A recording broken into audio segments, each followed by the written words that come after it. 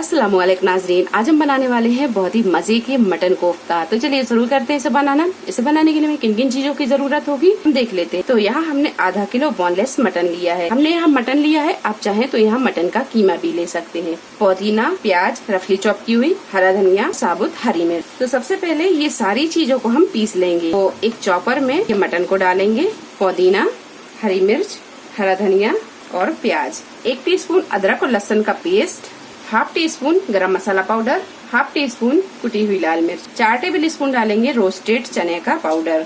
अगर आपके पास में चने का पाउडर ना हो तो यहाँ पर बेसन को थोड़ा सा भून कर भी ले सकते हैं। हाफ टी स्पून नमक। नमक आप अपने टेस्ट के हिसाब से डाल लें। यहाँ पर हम नमक कोफ्ते के हिसाब से डाल रहे हैं और ग्रेवी का नमक हम ग्रेवी में डालेंगे। 1 नींबू का रस डाल देंगे।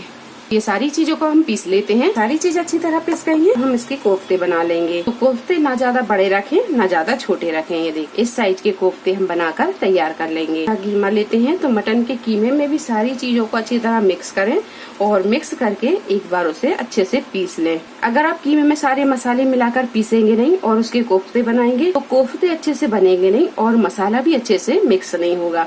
तो ये देखिए इस तरह का चिकना कोफ्ता बनाकर हम तैयार कर लेंगे। कोफ्ते फ्राई करने के लिए कढ़ाई में हमने तेल को गरम कर लिया है। अब बड़ी सावधानी से ये एक एक कोफ्ता हम इसमें डालेंगे।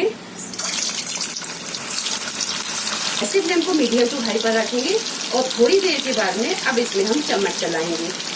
कोफ्ते को डालने के साथ ही हम चम्मच नहीं चलाएंगे, थोड़ी देर हम रुकेंगे, इसके बाद हम चम्मच चलाएंगे।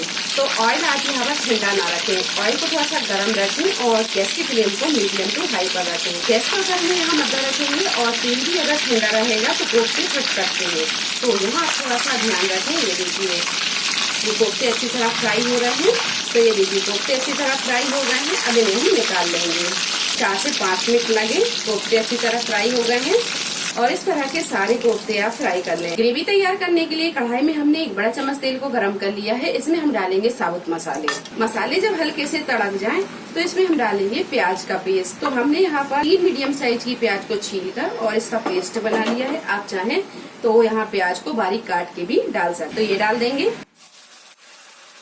1 टेबल स्पून अदरक लहसुन का पेस्ट। इसमें हम पाउडर मसाले भी डाल देंगे। तो हाफ टी स्पून हल्दी पाउडर, 2 टेबल स्पून धनिया पाउडर, हाफ टी स्पून लाल मिर्च पाउडर, हाफ टी स्पून कुटी हुई लाल मिर्च, 1 टीस्पून कश्मीरी लाल मिर्च, हाफ टी स्पून गरम मसाला पाउडर, 1 टीस्पून नमक। गैस को मीडियम टू हाई पर रखेंगे और मसाले को अच्छी तरह हम भून लेंगे। तो मसाले में हम थोड़ा थोड़ा पानी डालते जाएंगे। मसाले को हम तब तक भूनेंगे जब तक ये मसाला दानेदार नहीं हो जाता और ये मसाला तेल नहीं छोड़ दे।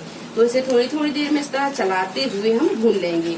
मसाला जब थोड़ा चिपकने लगे तो इसमें हम थोड़ा सा पानी डालते जाएंगे और इसे अच्छे से भून लेंगे। 12 से 15 मिनट मसाले को अच्छी तरह भूनने के बाद मसाला ये देखिए दानेदार हो गया और इसने तेल भी छोड़ दिया है।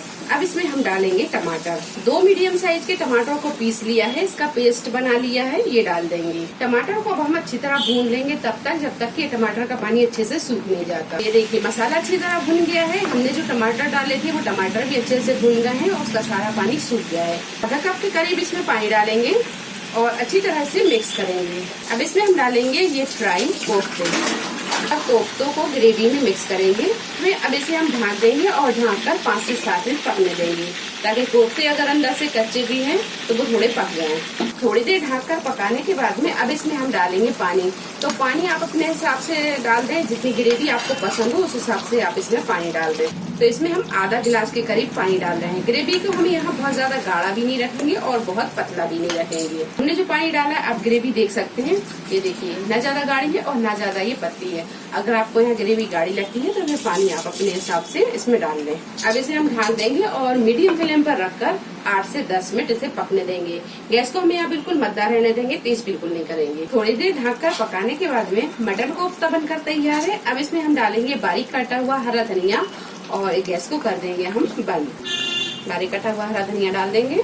तो ये लीजिए मटन कोफ्ता बनकर तैयार है। आप इसे रोटी नान के साथ खाएं या चावल के साथ खाएं, ये बहुत ही मजे की सालन बनी है। रेसिपी पसंद आई हो लाइक और शेयर करें, चैनल को सब्सक्राइब करें। तो अगली एक नई रेसिपी के साथ फिर हाजिर होते हैं। तब तक आप अपना ख्याल रखें। अल्लाह हाफिज।